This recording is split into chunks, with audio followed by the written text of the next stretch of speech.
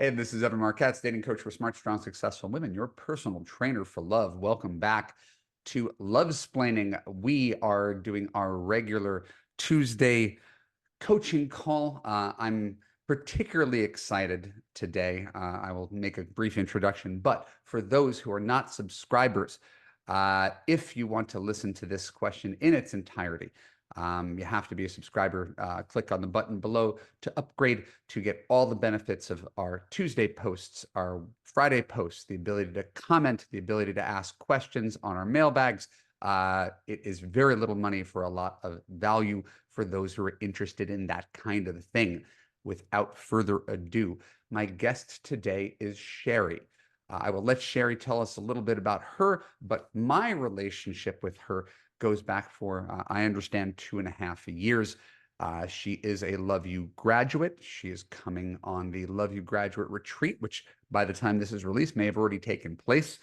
And she is the sunshine of the Love U community, really active in our Facebook group.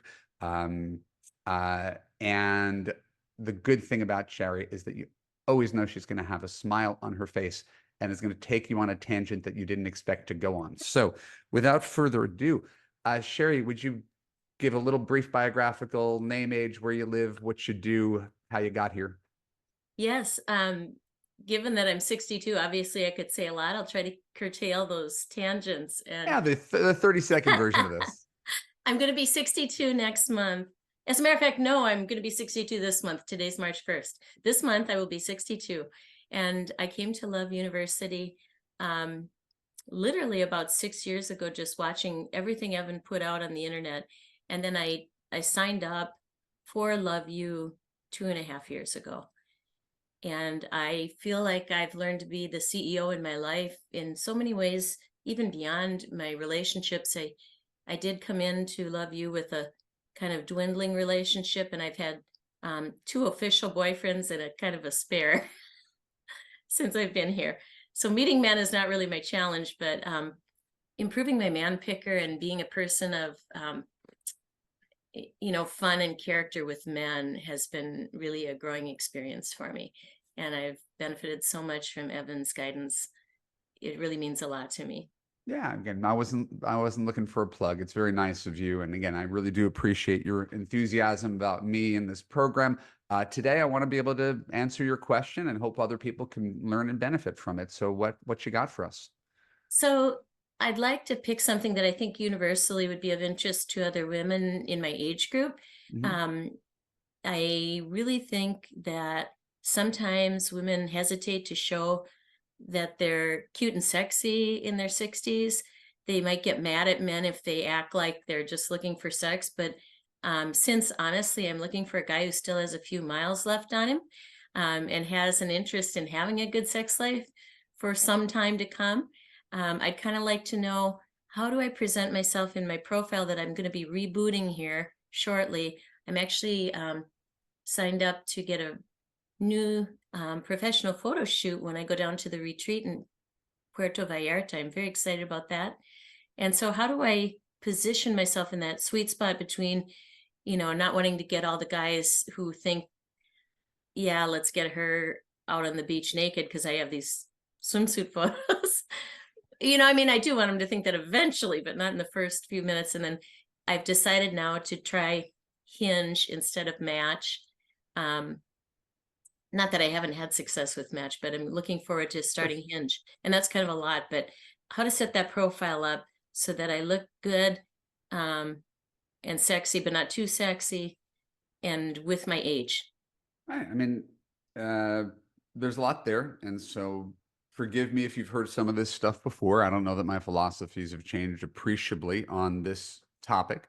But it is an important one and is a pretty universal one because online dating is a primary form of lead generation. And I do have a disproportionate number of clients who are older than I am at this point. So it's not terribly surprising that this would be coming up.